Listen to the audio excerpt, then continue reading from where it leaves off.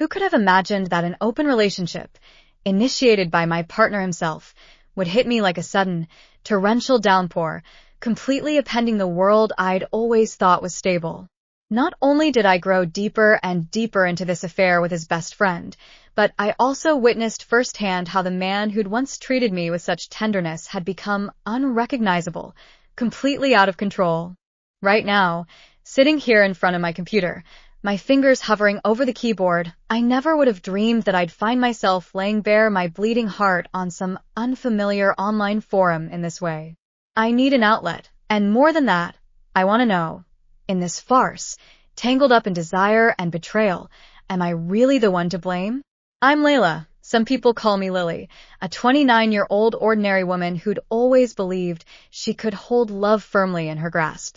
Until 3 weeks ago, I was absolutely convinced that my relationship with my partner, Casper, was unshakable.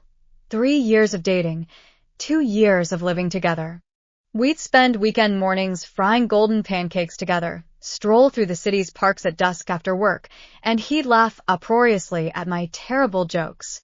And I, too, was captivated by his stubborn determination during the final round of our weekly trivia nights.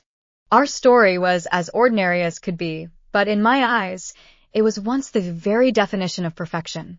So perfect, in fact, that I'd already secretly saved a ring in my shopping cart, dreaming of a future together with him.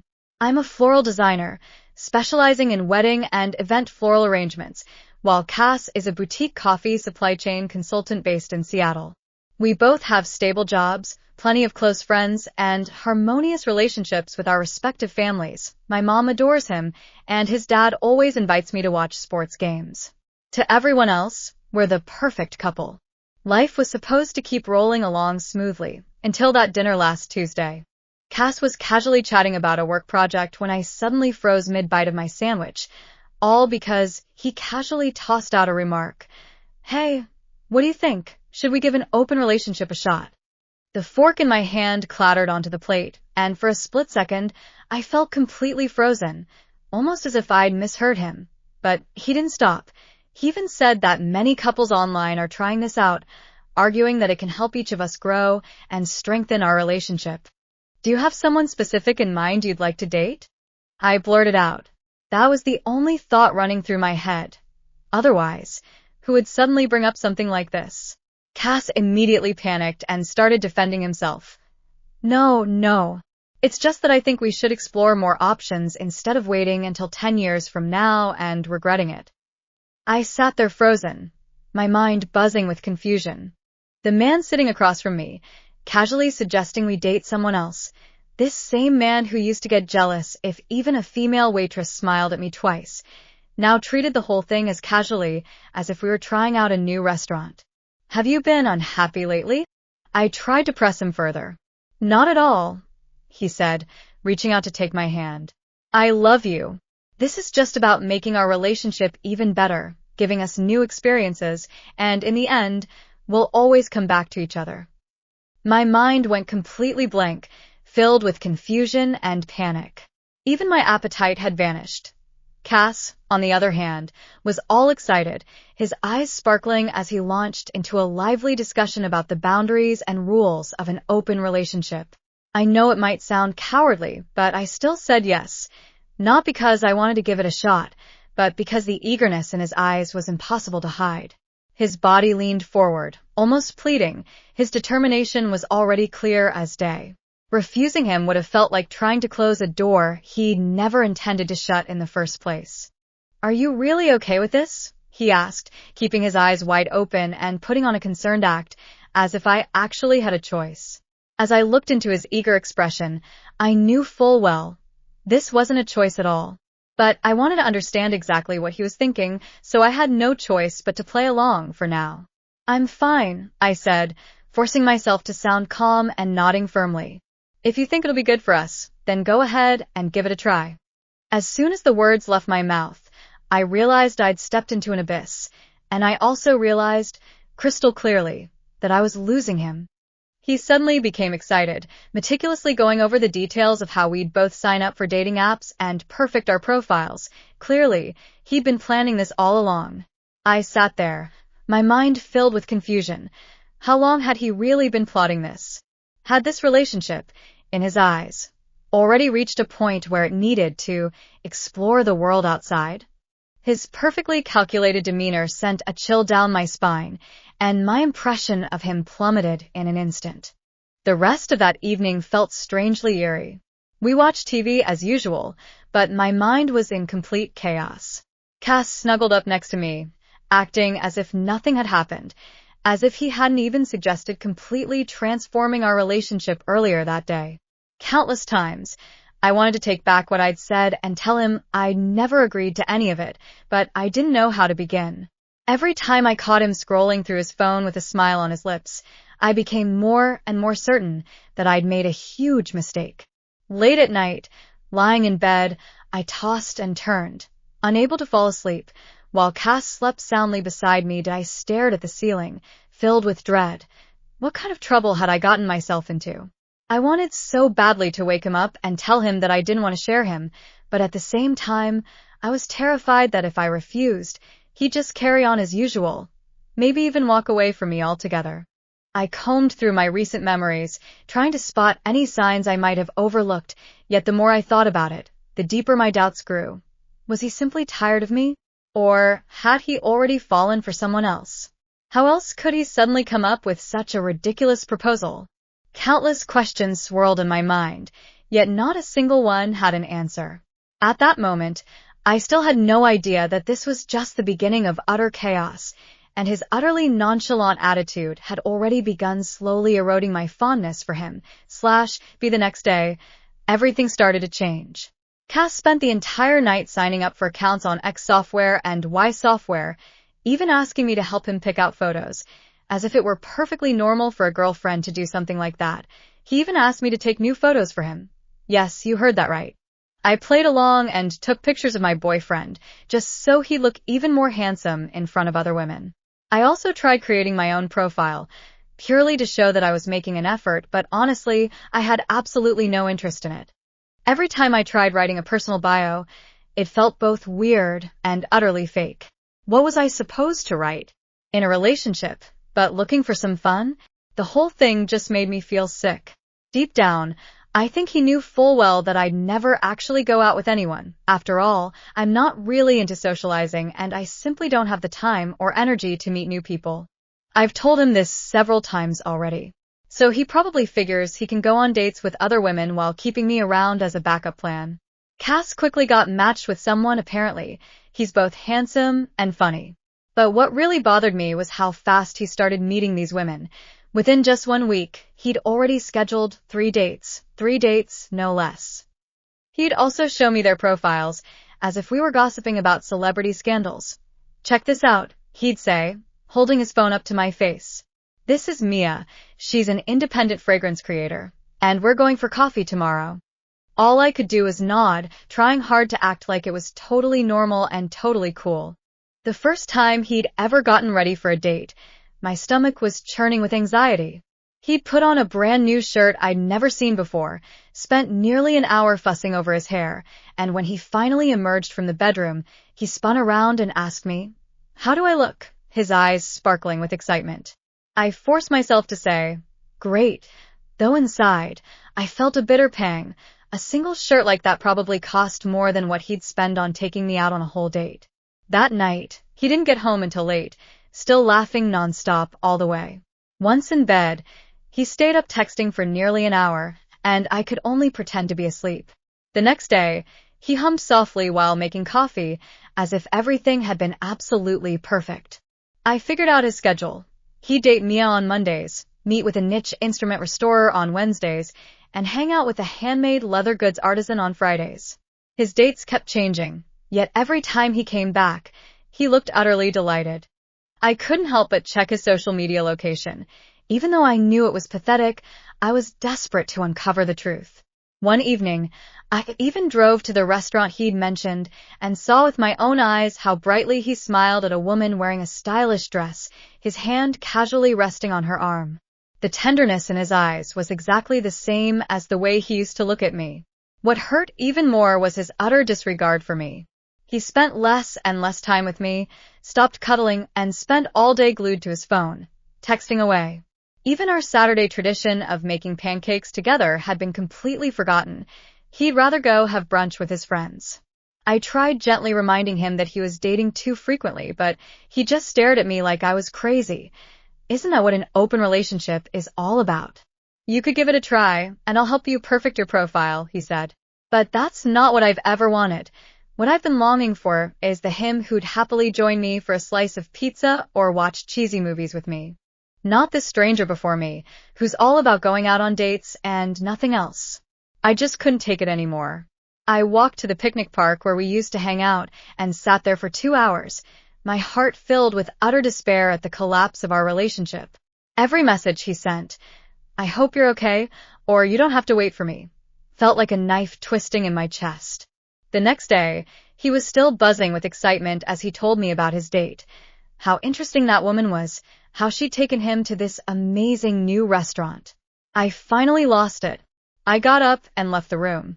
He came out after me, looking utterly confused. "I thought you'd agreed," he said. "Well, I don't agree now," I blurted out at last. But instead of acknowledging my pain, he accused me of being self-pitying and suggested I could just go on a date myself. At that moment, I realized once and for all, he'd never understood my suffering at all. What I'd always wanted wasn't anyone else. It was him, and him alone. For 3 weeks now, I've watched him meticulously dress up for other women, tossing and turning all night, worrying endlessly about where he's been, driving me close to madness. At first, I'd hoped he'd come to his senses, but instead, he's become smugly proud of this high-end dating routine, flaunting it everywhere he goes. I just can't understand why he'd choose to destroy the happiness we once shared. Even more unbearable is his selfish indifference. For the first time, a thought of escape has begun to take root in my heart. I can't keep enduring this torment any longer. It was then that I finally realized there's no way to salvage what's between us anymore. Once something breaks, it can never be fixed. And for the first time, I realized that I don't even care anymore. Just thinking about him out there, freely indulging in pleasure without a second thought, while I'm stuck here, racked with agony, fills me with an inexplicable rage. I want him to regret it, to truly understand what he's lost. But I still haven't figured out exactly how to do it. I only know that I can't stay here any longer, suffering in silence while he enjoys his freedom alone. I still haven't figured out what to do next. All I know is that I need to talk to someone who can truly understand just how awful everything has become. Just then, Theo started showing up in my life more and more often. Theo is Cass's best friend, someone he's known since their first year of college. He used to come over to our place all the time. We'd watch movies together, help us move furniture, even bring us soup when we were sick. He's just that kind of genuinely kind and caring person. He works as a picture book reading facilitator at a community library, and this job couldn't possibly suit him better because he always manages to make everyone feel heard and valued. Before, I never once considered that he could be anything more than Cass's friend. Of course, he's really handsome, with short brown hair and warm brown eyes, and he's always wearing a smile. But deep down, he'd always stayed firmly in the friend zone for me. And he'd been dating a woman named Lena for 2 years, but they broke up just a few months ago. After Cass opened up the relationship, Theo came over for the first time to borrow some tools. He happened to be dating a woman he'd just met at the time. At a glance, he saw right through my exhaustion and asked bluntly, "You look absolutely terrible. What's going on?" I hadn't planned to say much, but somehow I found myself pouring out everything. Cass had suddenly suggested opening up the relationship, and now he's dating a different woman every single night. I'm nearly driven mad by it all. Throughout the whole conversation, Theo listened attentively, without the slightest hint of indifference. When he finished listening, he said straight out, "This isn't an open relationship at all. It's just Cass doing whatever he feels like, completely disregarding how you're feeling." Those words felt like a soothing balm, confirming to me that my pain wasn't just in my head. After days of pent-up frustration finally finding an outlet, I began to sense, dimly yet unmistakably, that I was no longer the person who simply endured silently behind the scenes. Change was quietly taking place. After that, Theo would often come over to keep me company whenever Cass was on a date. We'd watch movies, order takeout. Just having someone who understood me by my side made me feel valued again. A month later, late one night, Theo came over, looking tense and fiddling nervously with his phone, a sign of his usual anxiety. "There's something I've got to tell you," he said, sitting down on the other end of the sofa. "It might be awkward, but I can't keep pretending anymore." My heart suddenly started racing. "I've liked you ever since before you started dating Cass," he said, staring down at his hands. "But because of your relationship and our friendship, I never had the courage to say anything. Even when I dated Lena, I still couldn't let you go." I froze, my mind flashing back to all the little ways he'd shown up for me, helping me pick out gifts for Cass, bringing me soup when I was sick, while Cass himself barely even bothered to send a caring text.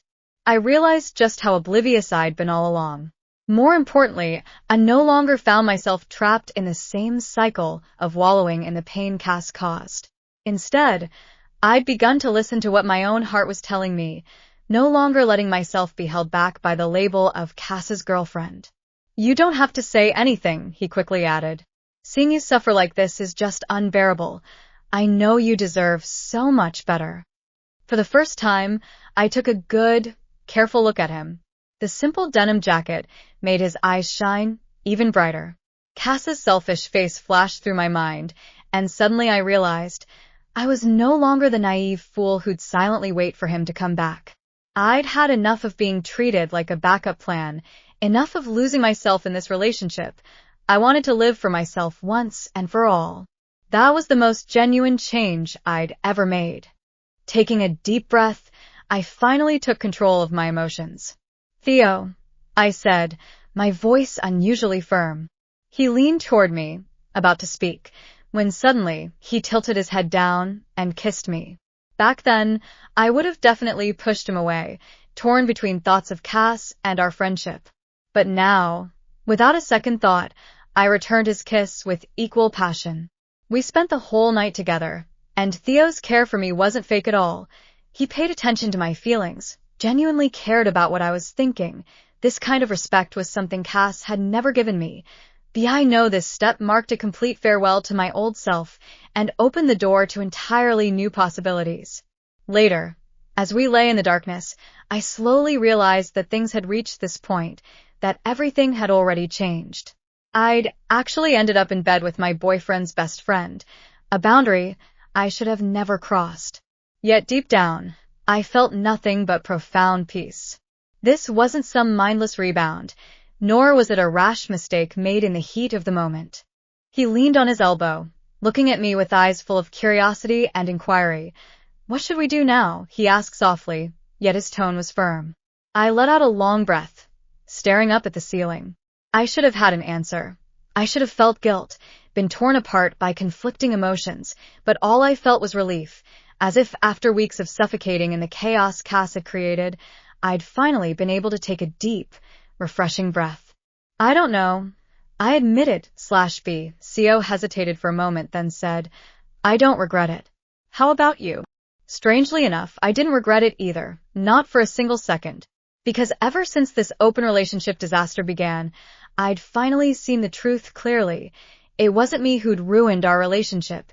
It wasn't me who'd betrayed your trust. Maybe I do deserve someone who wants only me, someone who belongs solely to me. Cass would go absolutely nuts if he found out, I said. Most likely, Co agreed. But isn't it ironic?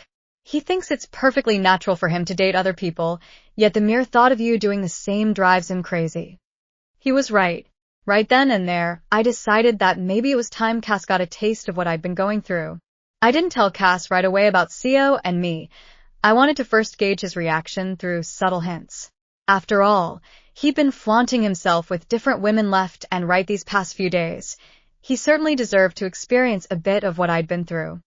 The next morning, after Theo had left, Cass finally came back, lying that he'd spent the night at Curtis's house, though I knew full well it was just me as excuse, and I couldn't be bothered to call him on it.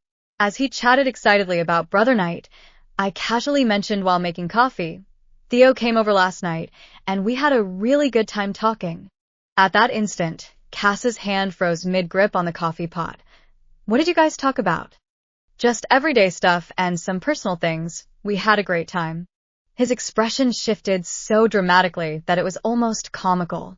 For the next hour, while pretending to watch TV with me, he kept texting furiously, trying to get hold of Theo's details, and every few minutes, he'd sneak glances at me, clearly eager to find out what was going on.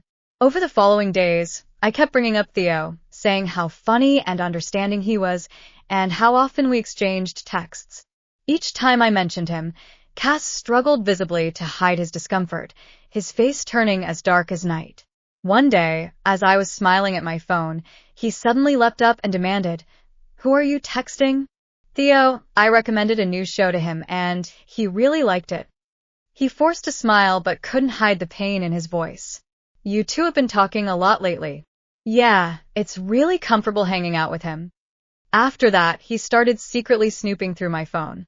I'd already deleted all the incriminating evidence, leaving only some casual text messages to keep him constantly suspicious. He even began running into me by chance, canceling dates and deliberately staying home, acting like an animal marking its territory, yet refusing to admit his own insecurity. Several times he tried to get closer, but I kept pushing him away. Finally, he confronted me directly. Are you dating someone else? Isn't that what an open relationship is all about? I shot back. It's Theo, isn't it? Have you two slept together? I laughed and replied, You said we didn't need to share details about our other partners. Didn't you say the same thing when you talked about your own dates?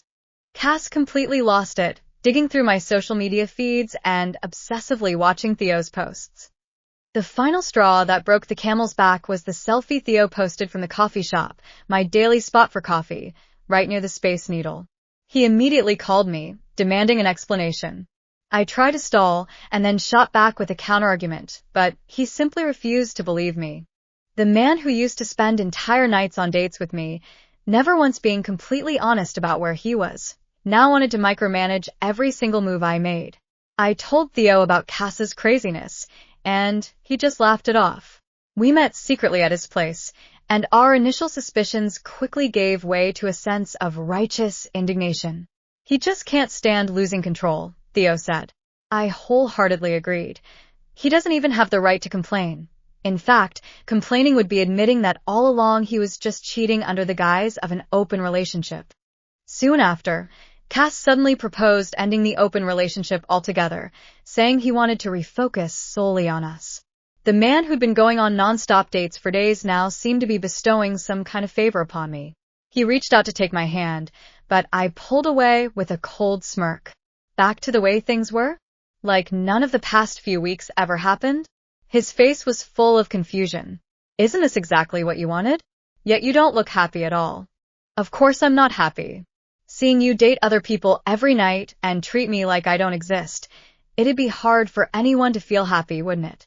He pretended to show sympathy, but his act was riddled with flaws. I know it's tough, which is why I'm trying to win you back.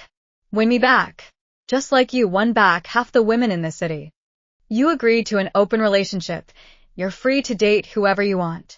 I've been dating, I said, staring intently at his suddenly pale face. I've been meeting up with other people all along. Cass's face turned deathly white. Who? How long has this been going on? Does it even matter? Isn't this exactly the kind of exploration you've been craving? He leapt to his feet, roaring at me. Of course it matters. It's Theo, isn't it? I sat quietly, watching him fall apart. He paced back and forth, clutching his hair. My best friend. You can sleep with anyone, except him. I can and I already have, I said, standing up.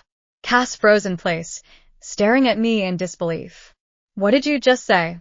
I slept with Theo, more than once. He cares about me way more than you ever have. Instantly, Cass flew into a rage. You're lying. Theo would never betray me. He's had a crush on me for years. Never even let go when he was dating Lena. Last Thursday, the night you were supposed to meet that niche instrument restorer, he came over, and after we talked, we ended up together. He sees me as a real person, not as your backup plan. Cass grabbed his phone, frantically scrolling through Theo's cold, detached message history, muttering under his breath, "This isn't how it's supposed to be. You think I'm supposed to stay home and wait for you?" I shot back. "While you're out having fun with other people, am I not allowed to have my own feelings?" "Anyone else, just not Theo." "You knew full well this would hurt me," he roared. I, too, finally lost it. "When you were hurting me, did you ever think about it? Watching you meticulously dress up for others, coming home late at night smelling of perfume, completely ignoring me, did you ever consider how I felt? Those women mean nothing to me. So it's okay for you to just play around however you want, but once I fall in love, it's suddenly unacceptable." I'd only intended to get even a little bit, but I never imagined things would escalate this far. "You've really fallen for him, huh?" He slumped onto the sofa. "This whole ridiculous drama has made me realize what I want is someone who'll cherish me, not someone who sees me as an afterthought."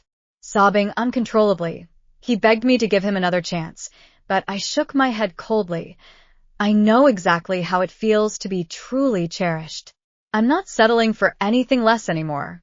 Suddenly, Cass grabbed his keys and rushed out the door, saying he was heading over to Theo's place to sort things out. I immediately sent a message warning Theo, but all he replied with was, "Let him come." 1 hour later, Theo called, his voice trembling slightly. He just came over and made a huge scene, yelling at me that I'd betrayed him and accusing me of having planned this all along. I told him the truth. "I've had a secret crush on you for years, and watching him hurt you made me realize he's not worthy of either of us." But he wouldn't listen. He even tried to barge in. It was only when the neighbors threatened to call the police that he finally left. On his way out, he said he'd never forgive me. 20 minutes later, Cass came back and saw me texting Theo. He lost it again. "So, you're already planning your next meeting? How long have you been laughing at me? You're the one who brought this whole mess on yourself." I suggested an open relationship precisely to strengthen our bond, not so you could sleep with my best friend.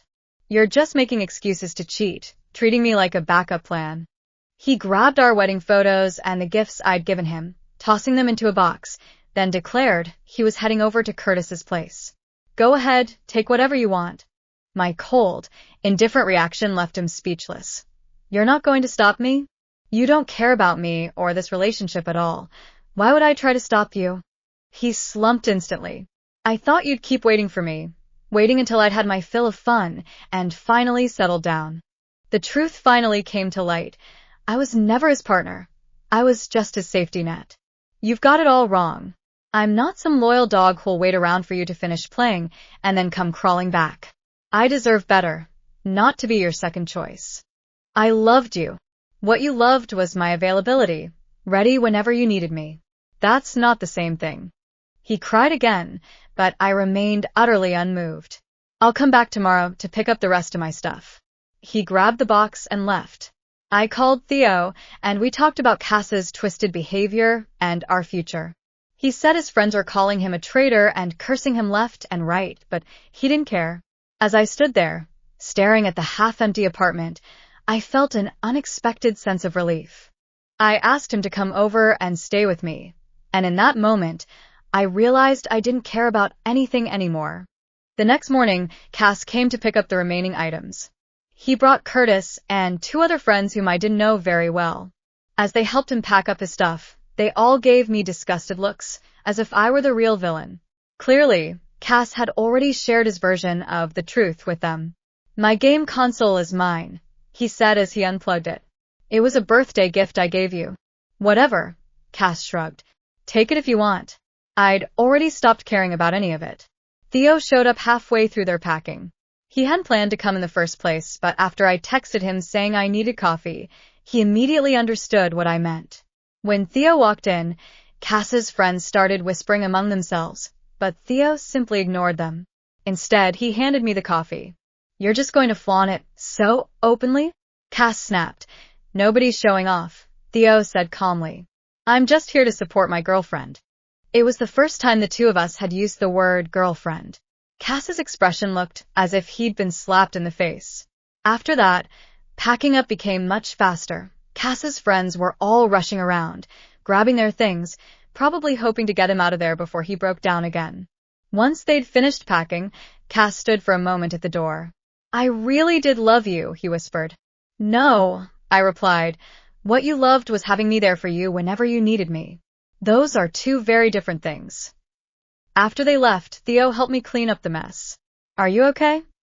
Theo asked, watching as I tossed what was left of Cass's belongings into the donation bin. For the first time in months, I actually feel pretty good. That was 2 weeks ago. Since then, life has been different, better, in fact. Theo and I decided to take things slow and nurture our relationship carefully. Last weekend, we went to his favorite coffee shop and ran into some of Cass's friends. They completely ignored us. Theo just squeezed my hand gently and gave me a little smile. Meanwhile, Cass was still telling everyone his version of the story, that I'd cheated on him, that Theo and I had betrayed him, that we'd secretly been falling for each other all along. Some people believed him, but the ones who really mattered didn't believe a word of it. Yesterday, Theo brought over a huge stack of illustrated picture books he'd created while mentoring kids, and he used them to decorate my fridge. "This place feels so empty," he said.